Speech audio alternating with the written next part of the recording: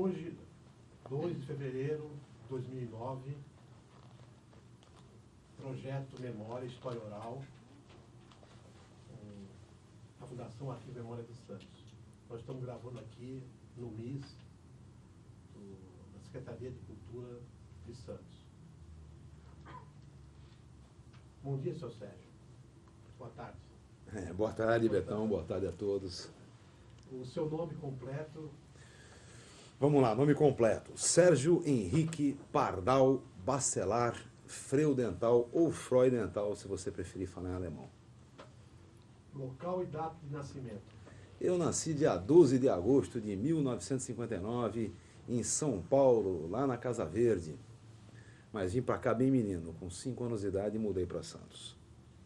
Nome do pai e da mãe, o que eles faziam?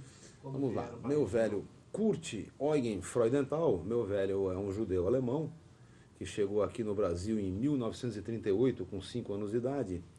E mamãe Inês Maria Bacelar Freudenthal, que é manauara, é de Manaus. Essa é brasileiríssima, né? Então tem na família índio, negro, espanhol, português.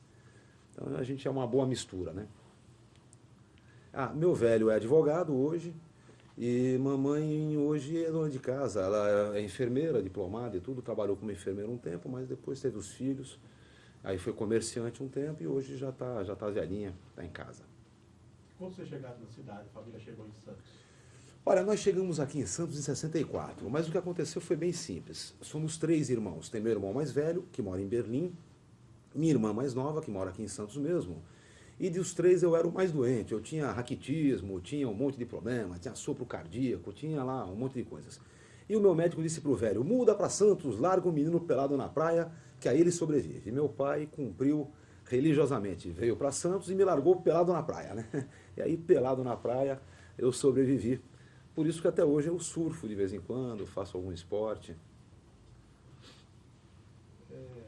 Lembrança de infância? Bom, a cidade, assim, olha, coisas que eu gosto muito de lembrar. Santos é uma cidade sensacional. Eu sempre gostei muito daqui, tenho uma paixão perdida pela cidade. E é muito interessante porque antigamente Santos sempre era tempo de, né? Então, tempo de pipa, todo mundo empinar pipa, né? É tempo de espeto, todo mundo jogava espeto, tempo bolinha de gude, né? Então, o que eu lembro muito da minha infância era isso, era tempo de. Hoje em dia, infelizmente, não dá para jogar bolinha de gude. E espeto, Betão, você lembra espeto que era bonito, você fazia aquele terreninho no chão, cortava na metade e disputava no espeto. Hoje em dia não tem terra, não dá mais para jogar espeto, não tem rua de terra. Então, o que Santos tem falta hoje era isso, era o tempo que era tempo de. Educação formal, começando pelo ensino básico. Bom, eu fiz aqui na minha cidadezinha Grupo Escolar Azevedo Júnior, depois fiz ginásio estadual Professor Primo Ferreira, e depois fiz o Colégio Técnico Industrial de Santos, que é o Escolástica Rosa. Ali eu fiz o Colégio Técnico Industrial de Mecânica, de Máquinas e Motores. Sou mecânico de máquinas e motores. Depois eu trabalhei um pouquinho na indústria e fiz um pouquinho de engenharia. Eu entrei na FEM em 77, fui praticamente expulso em 78, aí vim aqui para Santos, voltei para casa, fui para o Santa Cecília, estudei até metade de 80 no Santa Cecília.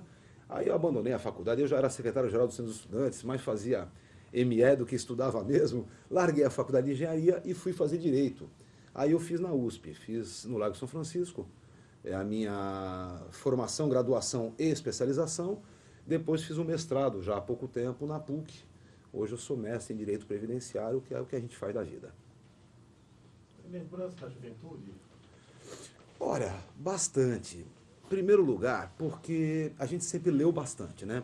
Papai e mamãe sempre foram muito cultos, sempre leram bastante, então a gente sempre acompanhava as notícias. Então o jornal que saía, a gente sempre participou bastante. A década de 70 é quando eu começo a pensar, né?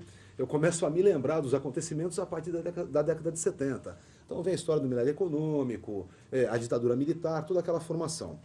Eu começo a ter participação efetiva em 78. E aí vem a anistia em 79 e tudo isso. Então, a juventude, o que eu me lembro bem da juventude era essa formação. Aqui em Santos, eu nunca fui bom de jogo nenhum, né? Então, futebol, essas coisas nunca foi coisa boa para mim. Mas eu surfei bem quando era menino, né? Dos 9 aos 19, surfava, andava de bicicleta. Santos, então, em relação à juventude, me traz essas grandes novidades. Do ponto de vista cultural, é que a minha juventude em Santos era bem complicada, porque aquele momento em que a ditadura se impôs demasiadamente na cidade, a gente teve uma discussão, uma dificuldade do ponto de vista cultural bastante grave, né? O avanço cultural na cidade começa a acontecer pós 1980, já no finalzinho da ditadura. Essas leituras, as leituras que te influenciaram, você lembra, que marcaram, você falou que você leu muito. Quais foram essas leituras? Olha, de menino, Monteiro Lobato, sem dúvida alguma, era o que fazia a gente pensar. Depois, uma coisa que me influenciou bastante mesmo foi Jorge Amado. Eu sempre gostei muito de ler, e li com muita diversidade, né? Agora, Jorge Amado tinha toda uma relação própria do que era a literatura brasileira naquele momento, quando eu tinha meus 16, 17 anos. Agora, a influência é essa. Eu gosto muito de escrever, né? Eu tenho alguma coisinha escrita, já tenho alguns livros publicados, tenho material tanto em direito como nas literatices da vida. Mas eu acho talvez Jorge Amado, talvez Érico Veríssimo, um bocado também, mas basicamente isso. As leituras políticas, né? Alguma assim que te marcado? É que aí começa uma outra história. Veja, quando eu comecei a entender a relação política, eu estava fazendo Anglo-Latino, cursinho em São Paulo, em 77. E teve um grande ato público pela anistia, lá no Lago São Francisco. Eu fui para lá, inclusive, era bem moleque, né? E aí veio aqueles brucutus jogando água, e todo mundo foi passear nas alturas, né? Passear com a água por baixo. Ali eu comecei a ter uma visão mais clara da política. Agora, para você ver uma coisa que é interessante, o Jornal da Tarde, naquele tempo, publicou uma matéria sobre a guerrilha do Araguaia, do PCdoB. Isso também foi uma influência muito grande, né? Daquele exato momento dos acontecimentos. Agora, ler mesmo politicamente foi quando a gente começou a ter a formação política em si, em 79, quando eu então entrei no Partidão, entrei no PCB, e aí a gente começou a ter uma leitura um pouco mais dirigida, compreender um pouquinho melhor o marxismo e essas coisas. Pessoas que lhe influenciaram? Olha, tem umas coisas interessantes. Num primeiro momento, em 79, o que acontecia aqui em Santos era muito engraçado. Havia a reconstrução do Centro de Estudantes de Santos. Ali tem uma passagem muito boa, que eu sempre gosto muito de lembrar. Estávamos reunidos, não sei nem se o Betão não estava nessa, acho que o Cecílio estava nesse dia. A discussão inicial era construir a União Municipal dos Estudantes de Santos, a UMES. E aí apareceu um rapaz lá, chamado Douglas Nogueira, o Pico, que é grande amigo da gente, e disse, olha, espera um pouquinho, é melhor, em vez de a gente fazer uma nova entidade, reconstruir o Centro dos Estudantes de Santos. Aí todo mundo parou para ver que história era essa, né? Tentar lembrar o que era. E ele falou, o meu cunhado foi o último presidente em 67 para 68, que era o Cebola. E nesse dia nós fomos a São Vicente, na rua Pero Correia, conhecer o Jaime Rodrigues Estrela Júnior, que é o Cebola, e é um dos caras que teve muita influência na minha formação política. Não é à toa que quando ele faleceu em 85, eu escrevi um ensaiozinho literário que chama O Camarada Cebola, alguns amigos já viram, né? Então, eu acho que esse é um dos caras importantes na minha formação. Por outro lado, em grandes nomes da política, por exemplo, Salomão Malina. Esse é um cara de muita influência. Salomão Malina foi um grande dirigente do PCB. Ele participou da Segunda Guerra Mundial na FAB. Era tenente, inclusive, um grande lutador. E é um cara que teve bastante influência na minha formação política. A gente sempre teve uma boa conversa. Ele já faleceu e foi uma grande figura. Ele é um judeu de origem espanhola e nós ficamos muito amigos quando eu fui trabalhar no escritório do Comitê Central em São Paulo em 81. Então esse é um outro nome que eu acho também bastante importante. De resto, aí, um bom nome também, João Saldanha. João Saldanha, o técnico da Seleção Brasileira de 70, o verdadeiro técnico de 70, é uma outra influência muito interessante também do ponto de vista político. Uma das últimas entrevistas que eu vi do Saldanha, a repórter disse assim, mas Saldanha, diga uma coisa, você é um cara realizado? Ele falou, claro que não, senão já estaria morto. Então, é uma grande figura, politicamente um cara muito interessante. No plano nacional e internacional, essa época? O que lhe chamou a atenção, o que lhe influenciou? Datas, acontecimentos? Olhe, naquele momento havia uma disputa muito grande na divisão da esquerda, né? Então é difícil a gente ter muita clareza de alguma coisa mais importante, porque veja, em 78, 79, os grandes momentos já tinham acontecido. Então a gente tinha muito mais uma relação histórica dos grandes momentos do que dos fatos imediatos. Na época se dividia a esquerda, você tinha as esquerdas pró-soviética ou não, né? Ou maoísta, ou eurocomunista, também era uma outra formação. Então não dá para ter assim algo mais claro mesmo. Talvez as coisas mais importantes tenham sido em 82, a eleição do Franco Montoro, e logo depois a prisão da gente. Eu estava naquele ato lá em 13 de dezembro. E em 85, a eleição do Tancredo no colégio eleitoral e o fim da ditadura militar. Acho que esses são os pontos mais importantes naquele tempo lá. A cidade para você, a cidade de Santos, até sem entrar muito ainda na questão do que foi a ditadura militar aqui para a cidade, mas a cidade como cidade mesmo, como espaço de cultura, o espaço, o que significa, o que foi, né? Bom, primeira coisa importante para mim em Santos é que a história do Brasil começa aqui. Não dá para ser diferente. Não é simplesmente porque São Vicente é a primeira vila. É muito mais do que isso. A história do Brasil inteira começa por aqui. Não existe, por exemplo, nenhuma discussão de socialismo que não tenha começado no Porto de Santos. Então, tudo isso são as coisas que mais me encantam na cidade. Eu, na verdade, veja, eu não sou historiador, né? Eu não fiz história. Adoraria até ter feito história, ter me dedicado mais à história, porque sou apaixonado por história. O que eu gosto de Santos é a história de Santos, a formação política tem a ver com a história de Santos também. Eu acho que Santos, a relação é muito mais a história mesmo. Claro que é uma cidade linda, o maior porto da América Latina também não é qualquer coisa, são praias maravilhosas, é um povo que eu gosto muito, apesar de eu ser corintiano roxo, claro, mas é um povo que eu gosto muito, o povo de Santos. E acho que o ponto principal é isso, a gente faz parte da história. Acho, inclusive, por exemplo, o trabalho que vocês fazem, ele é de suma importância porque reconstrói a nossa memória histórica. Eu sempre digo que a única coisa que garante a dignidade de um povo é a sua memória. Sem a sua memória não há dignidade. E Santos é bem isso mesmo. Santos exige a constituição da sua memória, da sua história. Então, vamos começar a falar então da questão da política. Vamos começar pelo movimento estudantil. Vamos lá. Olhem, eu disse, começou a brincadeira em 79, na reconstrução do Centro dos Estudantes de Santos. Ali nós fomos conversar com o Cebola, vimos toda a história, acabamos reconstruindo o Centro dos Estudantes em 1980, em abril de 80, foi um grande congresso aquele. Na época o centro era secundarista e universitário, até porque de origem, cá para nós, era secundarista, viu? Os universitários tinham a AUBS, Associação Universitária da Baixada Santista. Hoje o centro é só universitário, o que eu acho um grande erro, mas as coisas foram acontecendo. Bom, o que é importante naquele momento? Em primeiro lugar, havia uma coisa que nos unificava, que era a ditadura. Então, a resistência à ditadura era o primeiro ato importante que tinha.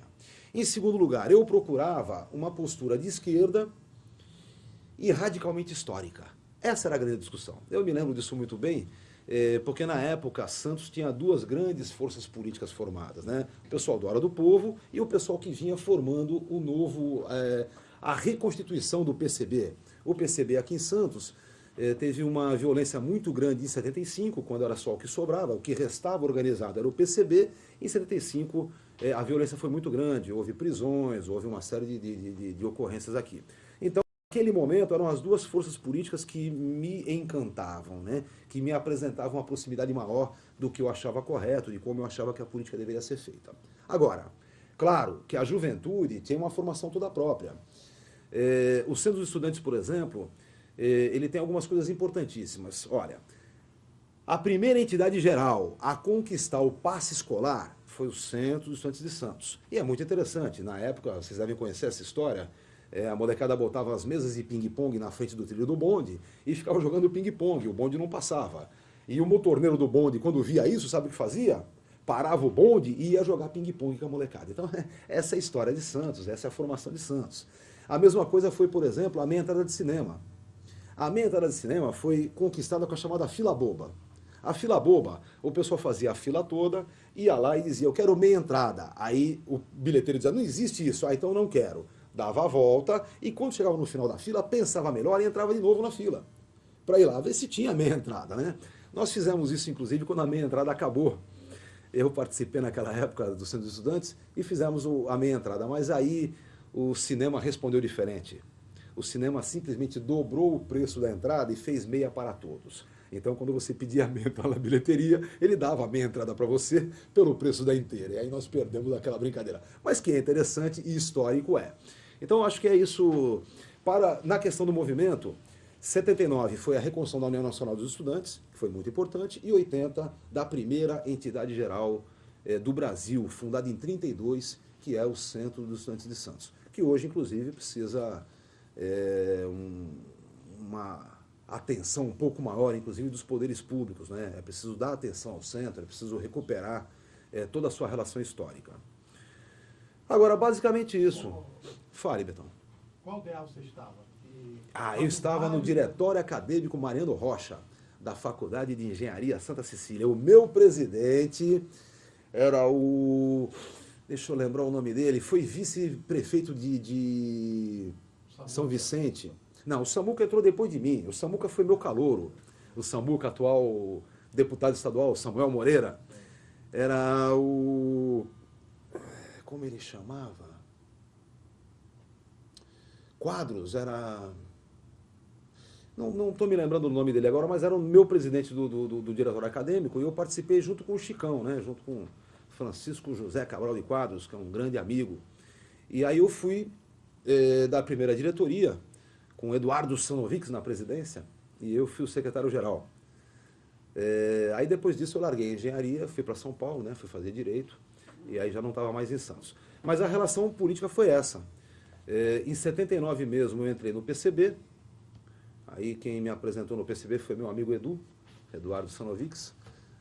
O Cebola, na época, tinha acabado de ser anistiado, então a participação efetiva dele era muito pouca, né? Não tinha como ter uma organização maior no partido, porque ele tinha acabado de ser anistiado. E uma coisa que eu me lembro muito, uma coisa importantíssima, foi o ano novo de 80, de 79 para 80, porque houve anistia e chegou muita gente do exterior, né?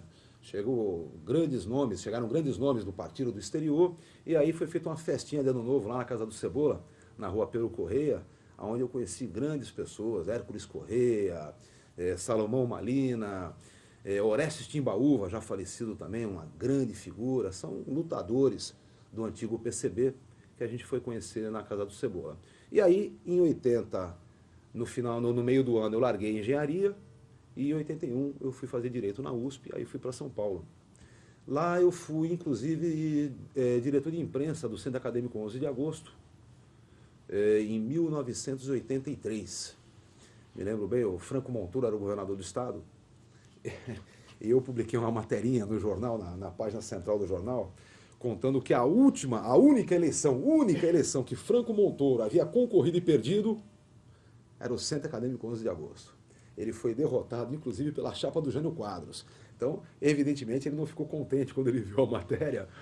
Logo depois eu fui visitá-lo representando o deputado federal Marcelo Gatto, que eu assessorava na época, e foi muito engraçado. Eu entrei, o Fabiano me apresentou, disse, governador, esse aqui é o Sérgio Pardal, que é assessor do Gatto, estuda lá no Lago São Francisco. Ele olhou e falou, e ainda por cima é diretor do Centro Acadêmico, que eu estou sabendo. Eu fiquei meio assim, quem mandou você publicar aquela porcaria de dizer que eu perdi aquela eleição? Ele ainda ficou bravo comigo. Eu falei, como pode, né? E dizer que ele não tinha memória.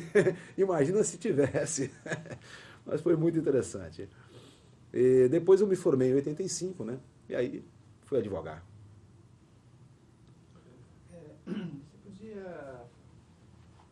podia aprofundar um pouquinho mais a sua atuação enquanto militante do PCB, que era o PCB, Vamos lá. o Partido Comunista aqui em Santos, nesse período? Vamos lá. Primeiro lugar, o PCB aqui em Santos era e é, até hoje, a história. Não tem como, não dá para sair disso. Não se pode falar na história de Santos. Já dizia Ferreira Goulart que não se fala da história do Brasil sem falar dos comunistas. Mas Santos, então, muito mais do que isso. Basta lembrar que Santos perdeu autonomia, não foi só quando elegeu Esmeraldo Tarquínio. Perdeu autonomia em 49. Porque em 49, se vacilasse, elegia um comunista também prefeito de Santos. Então, claro que essa era a grande pressão que havia. Quando eu saí daqui e fui para São Paulo, eu fui trabalhar na editora Juruá, que depois chamou-se editora Novos Rumos, com o jornal Voz da Unidade, o jornal do PCB, que foi onde a gente participou. Fui, então, da Juventude Comunista, fui da direção nacional da Juventude Comunista na época, e fui fazer o meu trabalho político normal. Primeiro eu trabalhei na editora, ali eu fazia o trabalho de livros, né? Era interessante, o livro vinha da mão do autor, eu fazia desde o copydesk até a distribuição, era tudo pela minha mão. Aí nós publicamos muitos livrinhos, coisas daquele tempo, né? Eram congressos de partidos comunistas, era um livro muito importante que teve na época, chamava-se Os Comunistas das Eleições do Rio de Janeiro, de 82, que era do Hércules Correia. Então esse trabalho todo é o que a gente fazia. Depois, quando eu fui da direção da Juventude Comunista, aí a gente começou a ter um trabalho um pouco maior também. E muito interessante foi 13 de dezembro de 82. Na eleição de 82, eu fiz campanha para o deputado Marcelo Gatto e para o senador Severo Gomes, que inclusive foi eleito na época, já falecido, né? E aí, quando foi no dia 13 de dezembro, naquela época a eleição era 15 de novembro, né? Então houve eleição, elegemos Franco Montoro para o governo do Estado, o senador Severo Gomes. 13 de dezembro havia o Congresso do PCB, um congresso semilegal, né? Mais ou menos clandestino. Ele não dizia que era congresso, mas dizia que ia acontecer, né? Aí nós abrimos o congresso às 8 horas da manhã, essa também é uma passagem ótima. Eu fui escalado pelo partido na época para ser segurança. Mas atenção, segurança interna, tá certo? Nada a ver com a segurança de fora. Eu era muito amigo do pessoal todo, então como tinha uma briga interna muito grande, eu como segurança interna estava lá para apaziguar. Se alguma coisa acontecesse, era para eu entrar no plenário e conversar com as pessoas. Ótimo. Nós alugamos na época um escritóriozinho no 15º andar daquele prédio, lá na Praça Dom José Gaspar, atrás da Biblioteca Municipal de São Paulo. Era ali o nosso comitê. No 20º andar era a sede do partido, onde acontecia o congresso, e no 15º eu aluguei um lugarzinho para fazer o refeitório. Porque se a gente saísse para comer, ninguém voltava, né? Então, para poder ter o congresso, fizemos um refeitório lá dentro. Na época, nós contratamos um massadouro para servir a refeição. E aí aconteceu uma passagem engraçadíssima. Um menino que era estudante da PUC, eu tinha colocado para tomar conta do refeitório. Ele subiu umas 10 da manhã e disse, pai, eu vou sair um minutinho para comprar cigarros, que eu esqueci. Eu falei, tudo bem, leva a chave. Ele foi. Enquanto ele foi, chegaram os garçons do massadouro com fogãozinho, aquelas coisas todas, né? Aí eu avisei que ia descer, fui no 15º andar e esvaziei o elevador com os dois garçons do massadouro e encostamos assim na janelinha, né? Então aqui tinha uma janelinha, tinha a escada de incêndio e do outro lado os escritórios, né? Encostamos na escadinha, né? Conversando, esperando o menino chegar com a chave. De repente, abriu a porta de incêndio e entra 4 malucos de metralhadora na mão. Encosta na parede! Eu tremi, né? Naquele tempo estava tendo incêndio à banca de jornal, aquela pressão toda, né? Eu falei, o que é? Um assalto? O cara puxou a carteira e falou, é Polícia Federal. Eu falei, bom, não é? E aí fomos presos, né? Ali fomos 97 presos naquele dia. Até foi divertido, porque não podia acontecer mais nada, não é? Bater, torturar, nada disso podia acontecer. A gente sabia o que estava acontecendo no momento. Na realidade, há uma passagem muito interessante politicamente. O Franco Montoro, quando foi eleito, fez uma declaração dizendo, a primeira coisa que eu vou fazer é desmontar o DOPS. Não precisamos de polícia política. E aí o Ibrahim Abiar, que eu quero o ministro da Justiça, falou, meu filho, você vai ver o que lhe acontece. E mandou a Polícia Federal prender a gente. Já que não ia ter mais DOPS, ele quis provar ali que a Polícia Federal fazia às vezes. Evidentemente, politicamente foi uma grande burrice. Saímos da prisão naquele dia mesmo, 13 de dezembro, eu fui da última turma a sair, por causa daquela bobagem lá de segurança, e quando eu cheguei no Teatro Tuquinha, na PUC, aquilo estava cheio, chapado, as TVs inteiras filmando, e todo mundo dizendo que nunca ia existir democracia sem a legalização do PCB. Eu achei muito divertido, porque quando eu cheguei, o Severo Gomes estava dando entrevista para a Globo.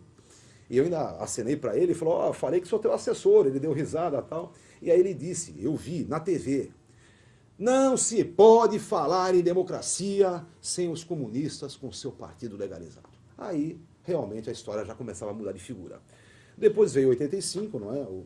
Que ano foi isso? Isso foi 82, 13 de dezembro de 1982. Ali foi um dos grandes eventos que aconteceram na época, né? E aí depois veio o final da ditadura em 85. Também tem uma passagem muito boa, em 85, foi o Ano Internacional da Juventude.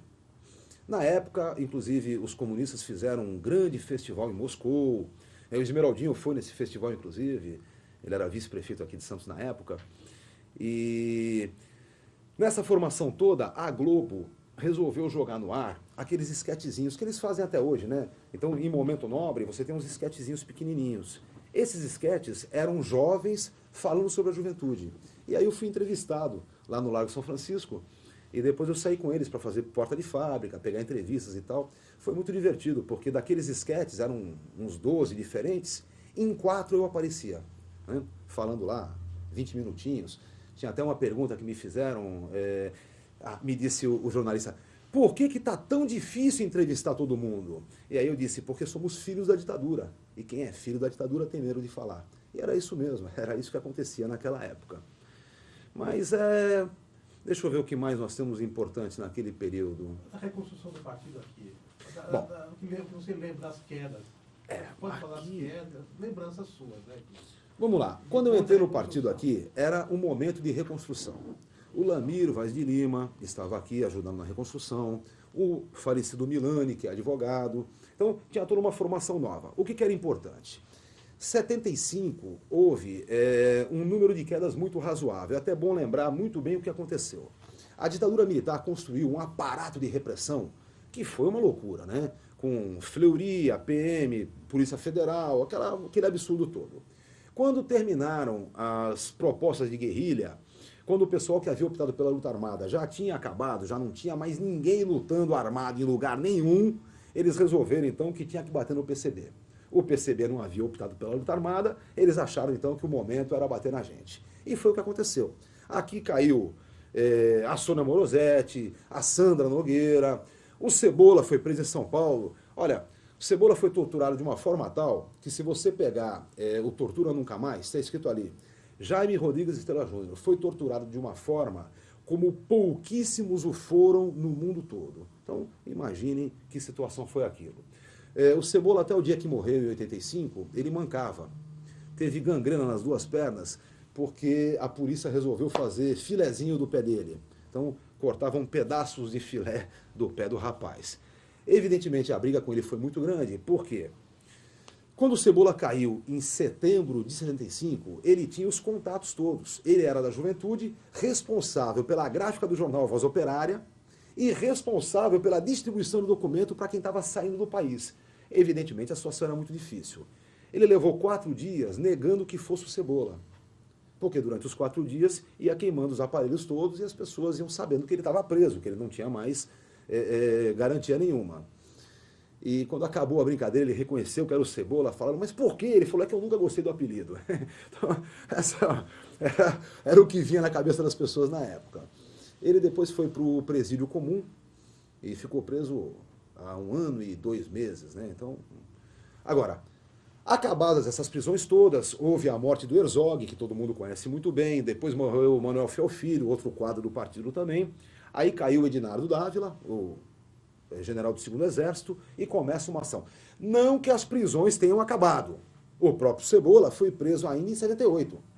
Saiu da prisão em 77 e em 78 foi preso de novo, porque simplesmente ajudou 2 uruguaios a irem até o Porto de Santos. Os uruguaios eram fugidos e ele foi em cana na mesma forma. Então, ainda havia essas condições todas.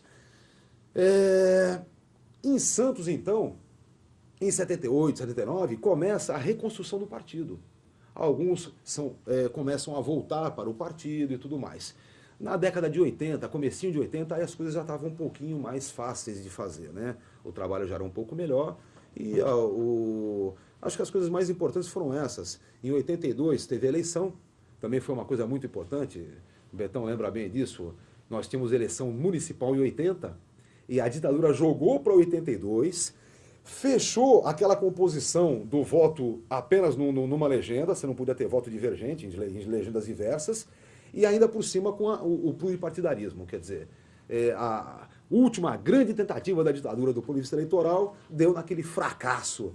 Eles tomaram um pau bastante razoável em todos os estados mais importantes do país, e ali começa a redemocratização do país, começa com certeza na eleição de 82, com relações muito maiores.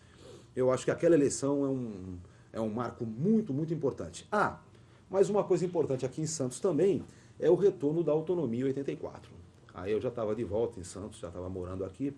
Eu só morei em São Paulo 81 e 82. Em 83, na assessoria do Marcelo Gato, eu voltei para Santos, porque aqui era o lugar mais importante para ele trabalhar.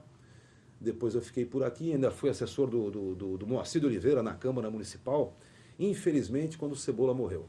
Com a morte do Cebola, que era o assessor do Moacir, eu tive que ir lá ocupar essa vaga por um ano, até a hora que eu me formei, aí fui advogar.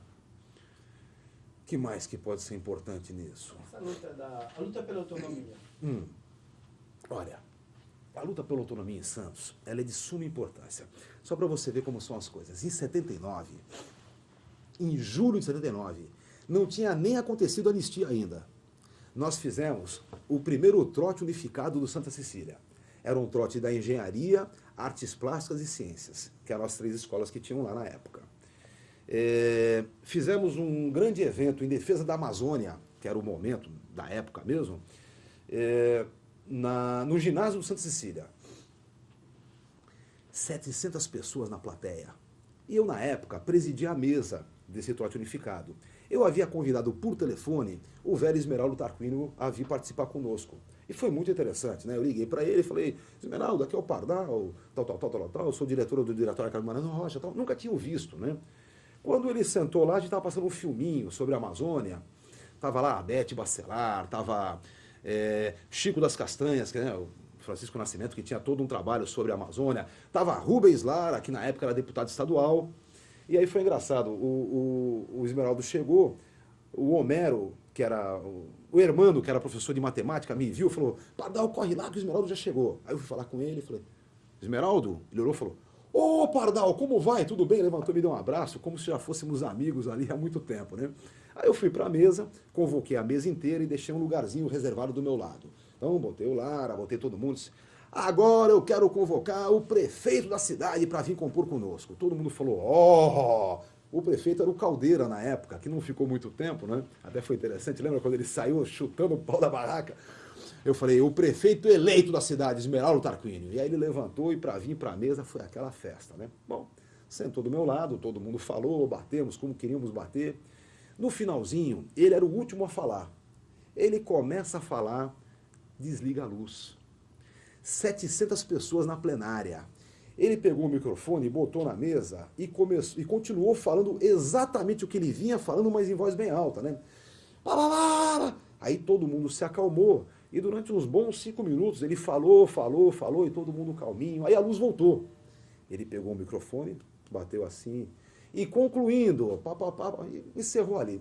Foi incrível, né? Aí quando ele acabou tudo, eu comecei a agradecer a todo mundo. Naquela época não tinha muito a falação PC, né, politicamente correta. E eu disse, eu queria agradecer ao Esmeraldo Tarquínio, que tão bem soube conduzir a nossa assembleia durante o blackout. E aí ele disse, claro, negro com negro se entende. Aí foi a máxima, né? Outra dele também interessante quando a gente fala em autonomia. A primeira diretoria do Centro dos Estudantes foi Eduardo Sanovics na presidência, Sérgio Zanetta na vice e eu na secretaria-geral. A segunda diretoria foi a Renatinha Zanetta, a presidente. E a terceira diretoria foi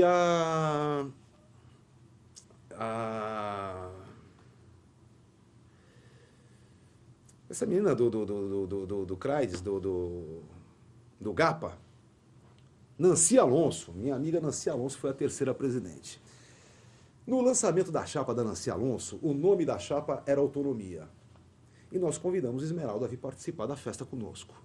E ele veio participar da festa. Quando ele chegou, o Zé Du, que é meu compadre, que é músico, compositor, estava tocando. E aí o Zé parou de tocar e falou, olha, vamos convocar aqui Esmeraldo Tarquínio, com a palavra Esmeraldo Tarquínio. Ele ficou meio assim, segurou o microfone Aí cochichou no ouvido do Zé, o Zé começou a tocar e ele entrou de carinhoso. Aí já viu, né? O cara era um croner de banda assim, sensacional. Então essas lutas pela autonomia foram bastante importantes. Depois veio a eleição de 82, né? O Esmeraldo morreu naquela eleição. E aí veio, em 84 veio a autonomia. De vez em quando sai na tribuna algumas fotos da gente. Eu tenho uma foto lá no meu escritório que está o Cebola, estou eu aqui, está o Betão no fundo, está o Milani nessa foto, tem Taná, tá na foto. Aquela, é a verdadeira diversificação da luta pela autonomia. Mas foi uma luta muito importante para a cidade, realmente muito importante mesmo. O que mais? Deixa eu continuar. Então. Diga. Santos, ela sempre teve uma tradição desde o... A história de Santos, como você falou, é uma tradição de luta, uma cidade considerada progressista sempre. Sim. Desde os movimentos sociais, culturais, Cidade Vermelha, Barcelona brasileira. Mas, ultimamente, até recentemente saiu um artigo na Tribuna falando nesses últimos tempos, de um conservadorismo que vem predominando. Gostaria que você fizesse o comentário em relação a isso. Em primeiro lugar, você vê isso? é bom lembrar que Santos, há 60 anos atrás, era até Cubatão. Cubatão pertencia a Santos, o Guarujá inteiro pertencia a Santos, até Bertioga era Santos, depois São Vicente, Praia Grande era São Vicente. Então, era um pouco diferente a divisão que nós temos, tá bem? Ou seja, com a municipalização dos distritos, então Cubatão virou cidade, Guarujá virou cidade, Bertioga virou cidade, Santos se desclassificou do ponto de vista classista. Ou seja, Santos passou a ser uma cidade de uma população mais rica. É claro que a influência que isso tem no ponto de vista político é absoluta, não tem como negar. Por outro lado, há toda uma questão cultural. Santos tem uma formação cultural importante, mas, ao mesmo tempo, houve uma violência muito grande com relação à ditadura. Olha, tem coisas que são... Você conta hoje, as pessoas pensam que é piada. Mas veja, em 68 nós perdemos a autonomia e aí é nomeado o General Bandeira Brasil. Lembra dessa... O que esse cara conhecia de Santos? Nada, nem sabia onde era. Quando ele vai embora, um dos últimos atos também, que não se pode esquecer de jeito nenhum, esse maluco tirou os bondes da cidade, porque bonde não valia mais a pena, o negócio era roda.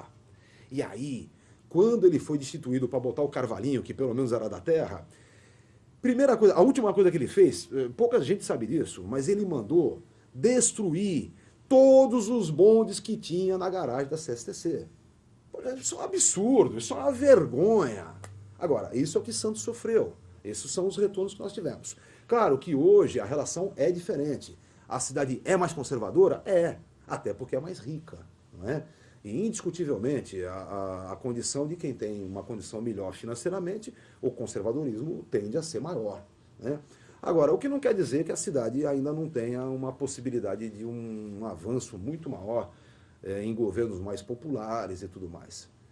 Eu acho que, de uma forma geral, a gente ainda conserva uma boa parte da nossa condição de Moscou brasileira, de Cidade Vermelha. Eu acho que a gente ainda conserva bastante, em especial o orgulho da história, né? Tem umas passagens lindas. Eu acho que Então, tem um livro muito importante, que é a História de Santos. São 3 volumes, Davi Capistrano, prefeito, republicou. Eu tenho essa coleçãozinha, li, reli, é um negócio maravilhoso. Francisco Martins dos Santos, esse é o cara, esse é o historiador. E aí tem umas passagens que ele conta ali que são sensacionais. Ele conta uma história, eu acho que do Campos Salles, quando governava o estado de São Paulo, era presidente do estado, e na luta pela república, num ato republicano, ele esteve aqui, e um estudante disse: me disseram que Vossa Excelência tem escravos ainda em São Paulo, isso é verdade? E o Campos Salles disse: tenho sim. E o estudante santista disse: pois aqui Vossa Excelência não vai abrir a boca, porque aqui em Santos, republicano é abolicionista, e abolicionista é republicano. Ele foi para São Paulo, alforriou os escravos e virou abolicionista. Então, evidentemente, Santos tem a sua história, não é? Santos tem uma condição de luta. Coisas interessantes, por exemplo, o movimento negro aqui em Santos, ele é de suma importância e bem complexo. Quintino de Lacerda é um cara sensacional, né? Eu acho muito engraçado. Há setores do movimento que acham que Quintino não poderia ser um grande herói porque ele era um liberto. Ele não era um escravo fugido, ele era um liberto. Mas claro que ele era um liberto porque a família que era proprietária era de Santos. E ele foi liberto como todos os escravos da cidade foram libertos. É importante destacar, o Quilombo do Jabaquara existiu para receber os fugidos de toda a região, e não da cidade de Santos, porque aqui não tinha mais fugido. Então, essas coisas são muito importantes. Né? Depois vem o sindicalismo daqui, que também tem toda a sua história importante. Quando eu fazia engenharia, a gente participava bastante da luta, né, do dia a dia. Então, na área sindical, a gente participou bastante. Depois, quando me formei advogado, a área que eu fui atuar foi exatamente a área sindical, que é onde eu atuo até hoje. Eu sempre conto uma passagem muito boa do Malina. O Malina, quando... Até por que nós ficamos tão amigos? Veja só como são as coisas, né? O Malina, em 1981, perdeu um filho num desastre horrível na Dutra. E a família exigiu um enterro judeu. Eu tinha acabado de enterrar o meu avô. E o enterro judeu tem empresas que fazem isso, né? Tem companhias que fazem o enterro próprio. Então eu achei a companhia e contratei para enterrar o filho do Malina. E ele ficou profundamente sensibilizado com isso e ficamos muito amigos, né? Quando chegou no final daquele ano, de 81, eu fui atropelado em São Paulo por um ônibus, rapaz. Fiquei em coma 4 dias, uma coisa de louco, né? E aí, quando em fevereiro eu voltei a trabalhar, eu encontrei o Malina, que eu não via há muito tempo, né? E aí ele entrou na sala, me levantou da cadeira, ele era alto, né? Me levantou da cadeira, me deu um beijo e disse, puxa, Pardal, eu pensei que tinha perdido mais um filho. Então, essa foi a relação que a gente ficou tão íntimo mesmo, né? Quando eu me formei, eu peguei meu diplominha, tirei minha carteirinha da OAB, botei na gaveta e fui para São Paulo falar com Malina. Falei, Malina, agora eu me formei, estou à disposição do partido. Vamos viajar esse Brasil inteiro nos próximos 2 anos, construir o partido, porque pipipi, os cambão, um monte de bobagem, né? Aí o Malina olhou pra minha cara, mas bem, ele era um cara tranquilo, né? Falou assim, você tá maluco, é? Eu falei, como? Eu falei, você tá louco da cabeça, rapaz. Falou, você é comunista? Eu falei, claro! Falou, quer lutar pela classe operária? Eu falei, claro! Eu falei, então vai advogar, rapaz, vai ser alguém na vida, vai advogar, vai fazer seu trabalho. Um dia, quem sabe, você faz política institucional, mas agora, no momento, vai advogar. Você entrou na USP, roubou um lugar da burguesia e vai fazer bobagem pelo Brasil. Para com isso. Eu parei, voltei para casa, tirei a carteirinha da gaveta e montei o escritório. Montei meu escritório em abril de 86, né? Vai completar 23 anos já da minha advocacia. E aí fui trabalhar exatamente nos sindicatos, né? Eu hoje advogo em 10 sindicatos, né? Estou nos metalúrgicos há 19 anos, gráficos há 21 anos, petroquímicos há 19 anos, bancários há 18 anos. Então Aí estou nos hoteleiros, aquaviários, estamos trabalhando nessa área já há um bom tempo já. Né? Fala do Cláudio. Grande. Cláudio Ribeiro, grande figura. Olha, o Cláudio eu conheci na sede do partido, na Rua Araguaia, 55, lá na Araguaia, nós montamos um escritóriozinho que era pela legalização do PCB. Essa era a ideia que se tinha. E ali o Cebola me apresentou o Cláudio Zé Ribeiro. O Cláudio depois teve um derrame, né, teve um AVC, e depois do AVC ele me pediu para sentar com ele e fazer uma gravação. Falou, pô, Pardal, antes que eu esqueça tudo, vamos gravar as minhas memórias? Falei, vamos. Eu gravei 16 horas com ele, que eu tenho gravado até hoje. Um dia eu vou conseguir fazer uma análise histórica disso tudo e escrever um romance, porque a vida do Cláudio é um romance. Vou contar bem rapidinho. Em primeiro lugar, nascido lá nos arredores do Rio São Francisco, Minas Gerais, quase Bahia, né? Ele era mineiro, quase baiano. Houve uma seca grande quando ele era criança e a mãe dele mudou com ele, com os filhos todos, para o interior de São Paulo. Lá ele foi colher café. Quando ele tinha 19 anos, ele descobriu que em Campo Grande, o quartel do exército lá alfabetizava os praças. Então ele foi para Campo Grande, mentiu dizendo que tinha 18 anos e não 19 e alistou-se lá. E aí alfabetizou-se. No ano seguinte, ele veio para Cubatão. construir a Via Anchieta. Foi trabalhar no DR.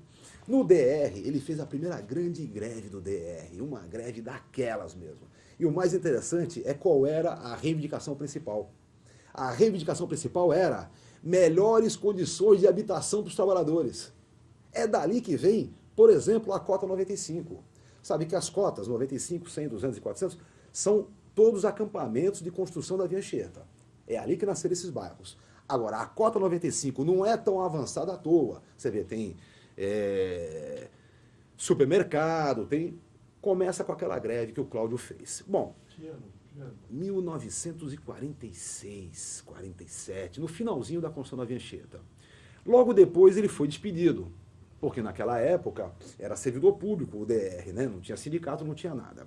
E o partido, o PCB, acabou fazendo aquela bobagem em 54 e mudando de posição. O partido começou a trabalhar com a ideia de partido de quadros e se distanciou da política de massa. Com isso, o Cláudio ficou 4 anos semi-clandestino. Depois veio março de 58, a declaração de março de 58, né, que o partido retorna à política de massas. E aí vem uma parte sensacional. O Cláudio recebeu a seguinte tarefa: vá construir o Sindicato dos Petroquímicos. Por quê? Porque os petroquímicos estavam começando a crescer ali, né? Década de 50, finalzinho, comecinho de 60.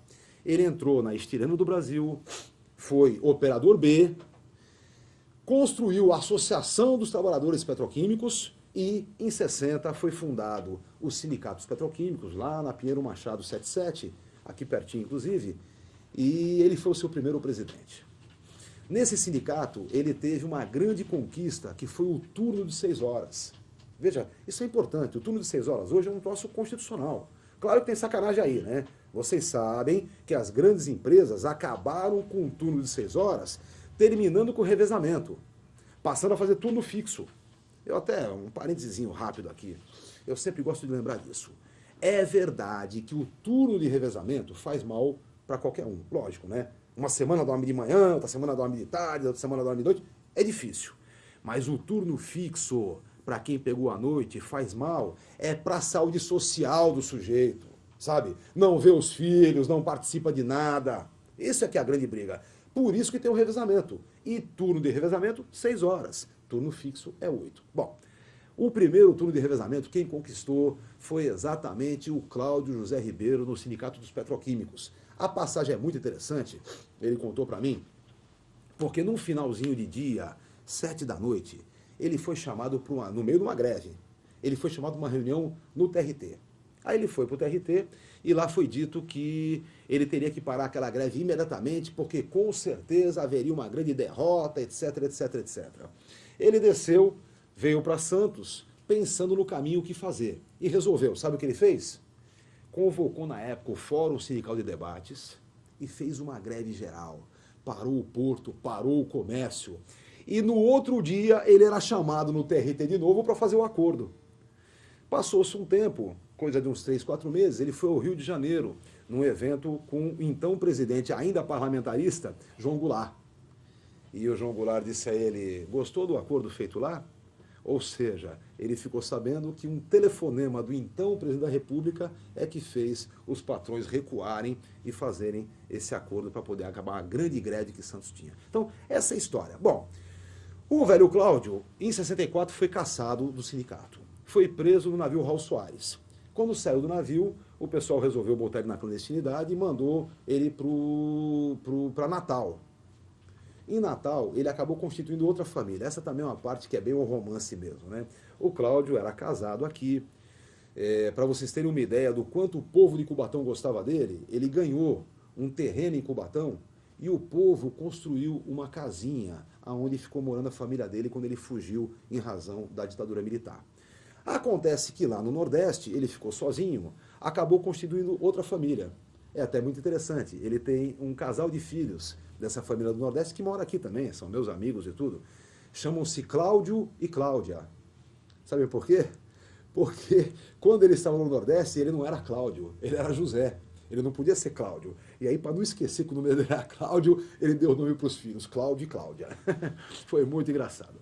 Em 74, ele voltou para cá, porque porque os malucos do partido cismaram que a ditadura não ia mais pegar ninguém. Voltou para cá, foi morar em Santo André, a família nova ficou lá, a família antiga ficou por aqui, e aí ele foi preso em São Paulo, em 75, numa forma terrível, preso e violentamente torturado. E aí, depois disso, só veio participar do partido mesmo quando veio a legalidade e tudo mais, que aí eram as condições que ele tinha para fazer. Foi o nosso presidente do PCB até o dia que se transformou em PPS. Então, naquela mesa na Faculdade de Arquitetura e Urbanismo, que eu presidi, inclusive, de fundação do PPS, o nosso presidente ainda era Cláudio José Ribeiro, estava lá comigo naquele dia.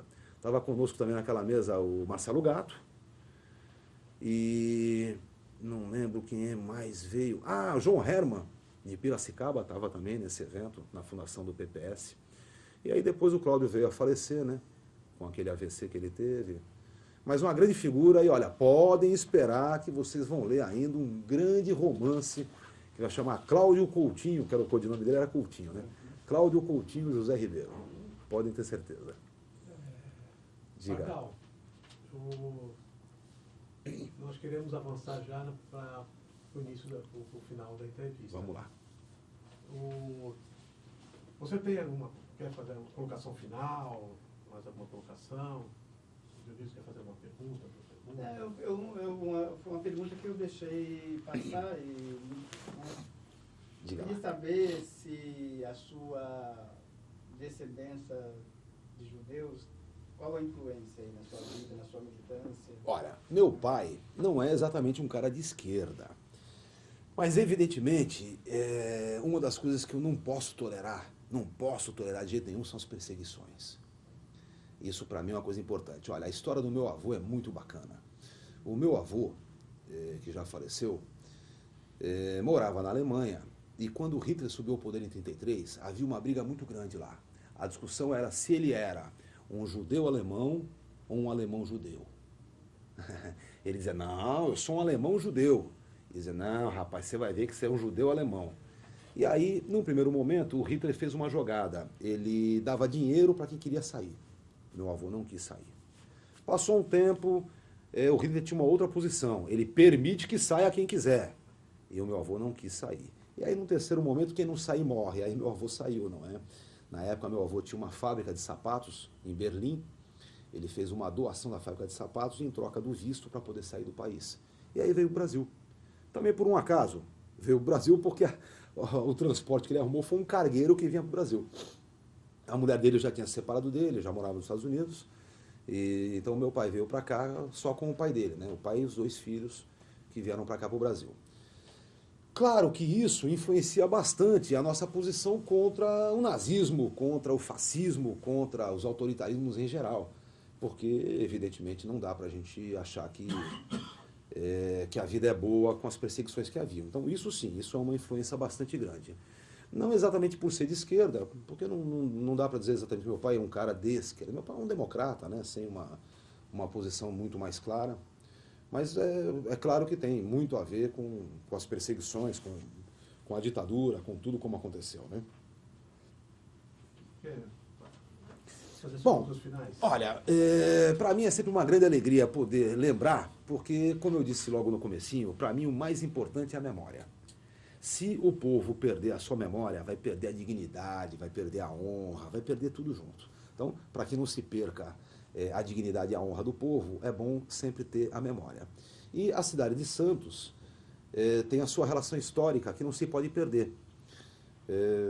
Até o Esmeraldinho, que vai dar a entrevista logo depois, eu sempre gosto muito de lembrar, quando o Esmeraldinho foi vice-prefeito, nós ajudamos depois na formação dos discursos, da conversa, demos assessoria para ele como amigos e tal, mas o que eu gosto sempre de lembrar é que Pardal era meu apelido. E quando eu fui advogar, eu comecei a ter alguns problemas com Pardal de apelido, né? Você sabe, o peão, diferentemente da classe média, o peão lê procuração para assinar para você, entendeu? Ele não pega, assina e pronto. Não, ele lê. E aí ele pegava para Sérgio Henrique Bacelar Freio Dental. Mas doutor, não é o senhor que vai fazer? Eu digo, não, é que Pardal é apelido, os caras não acreditavam. Então eu entrei com um processo para botar Pardal no nome. Na época eu juntei um monte de artigos que eu assinava Sérgio Pardal e trouxe uma testemunha.